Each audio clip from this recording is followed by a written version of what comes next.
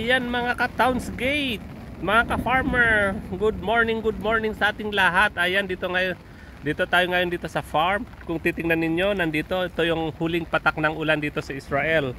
So pag ganito na maulan or last ng ulan, after nito wala na, magsa-summer na kasi ito yung last, ito yung last. Kung makikita ninyo ang aking garden, yan, puno ng tubig.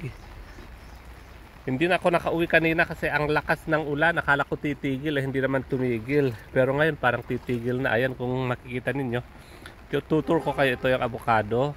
Kung makikita ninyo, yung mga tanim dyan, puro flood. Oh, ayan. Ayan. Ayan, oh. Ayan yung mga kangkong natin. Dapat pala, ang ilagay natin dito, pechay, ay water crease para kahit hindi siya, kahit ma-flood siya, okay lang. Ayan. Ayan, sana titigil na. Ayan, lahat flood. Tapos lahat, ayan, pwede na. Titigil na yatang ulan, uwi na tayo. Ayan mga ka-farmer, ikot ko kayo. Ito yung aming garden. Ito ay public garden. So meron tayong mga tawag dito, mga flowers dito, mga herbals, mga flowers, lahat. Ito naman ay tanim ng mga Israeli naman. Ayan. Ito yung transplant natin na bulaklak. Ay ewan ko, makalimutan ko uli ang tawag ng pagprutas na yan. Ayan, medyo ang daming. Ito lahat dito herbal parts naman dito, mga herbal lang. Ayan. Ayan, mga herbal lahat yan. So kung makikita ninyo, ang gulo pa ng garden. Kung makikita ninyo, ayan, pakita ko sa inyong lahat ang style niya dito sa side dito. Pag dito meron din, ito yung bagong transfer natin na lemon. Kung makikita ninyo, yung mga bulaklak masyadong so kailangan talaga maglinis. Kailangan talaga may maglinis dito. Ayan, para malinisan sana. Ayan, di ba?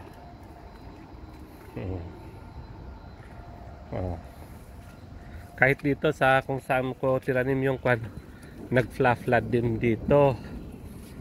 Ayan, nag-flood din. So tama nga na pag winter mamamatay yung mga pananim. Ang lamig kaya ng tubig. Tapos ganito pa. O di syempre talagang ngayon alam ko na, ito na lang buksan natin yun para may labasan ng tubig. Ngayon alam ko na. Teka, ang gagawin na natin ngayon habang wala pang ulan. Ayan, gagawa tayo ng labasan ng tubig. Okay, sige. Pwede pala dito. Gagawin natin dito. Pag na natin taniman ito, para gawa tayo dito ng labasan ng tubig. Ganyan na lang. Diba? Kukunin ko na lang mamaya yung maging ganito na lang ang style nya.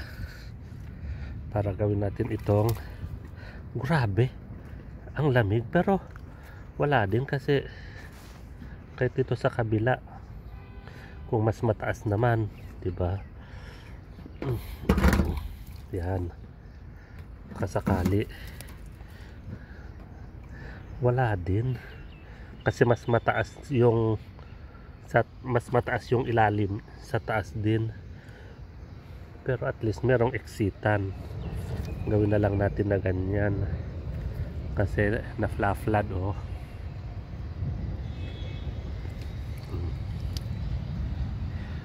Diba? Oh, ayan.